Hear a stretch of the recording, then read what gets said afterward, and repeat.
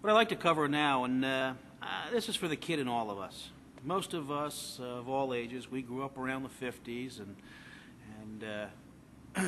we look back and still listen to some of that music, and it's very prevalent in rock and roll and blues that we have today. A lot of that is a lot of cheater chords. And please don't take this that you don't have to learn and work out your correct fingering of other chords, because it's always a good thing to use our gift for excellence for God and to the best of our ability. But there are some cheater things that create some of the feel of some of the songs that we love. We go back, your basic 50s stuff is...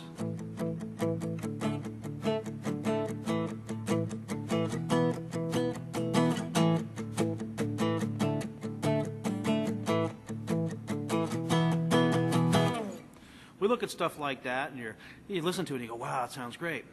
Well, the bottom line is I'm only hitting 2 or 3 strings. I'm only using actually half of the guitar, and again, I'm even using one of my fingers as a percussive. And everything is a downstroke.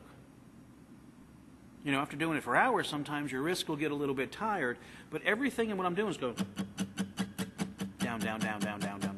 That's all I'm doing. But you try that yourself. Just sit there right now, mute your guitar, and just go.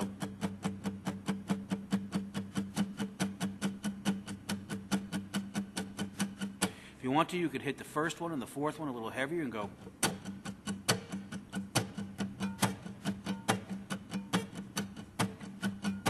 You don't have to. But the point is, be control of that down and watch your timing with it. This might be a good point for you to check with your local music store, or again, if you have your tuner, maybe when you buy an electronic tuner, when you get good about tuning with your ear, you buy one with a metronome in it. So you can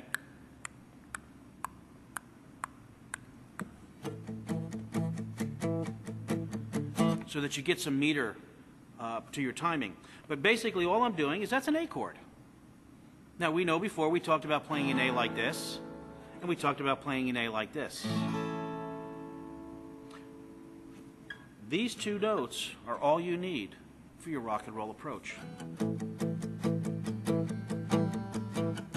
Top 2 strings. Take this.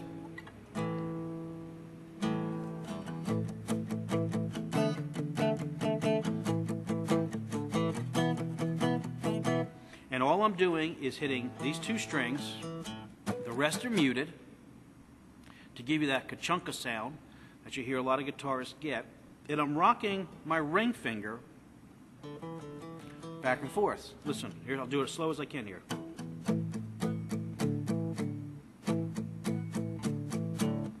Catch that?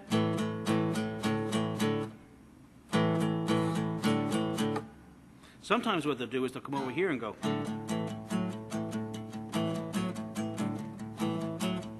Or just go.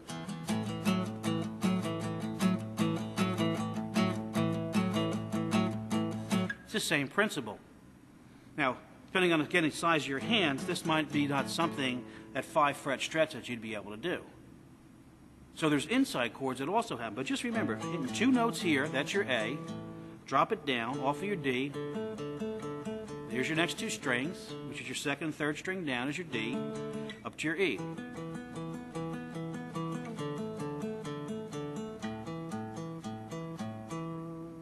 Now, you remember when I talked about bar chords in a couple lessons ago where I said, you play it this way, we're doing bar chords, you want to play it like this? Or you can play like this sometimes, or even like that, whichever finger you want to use. When you use the first one, doing what I'm talking about, you end up with patterns.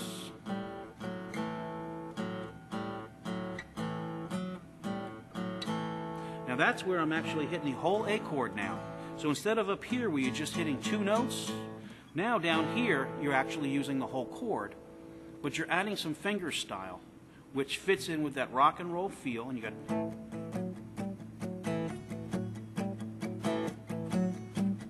But now you're only 4-fret stretch.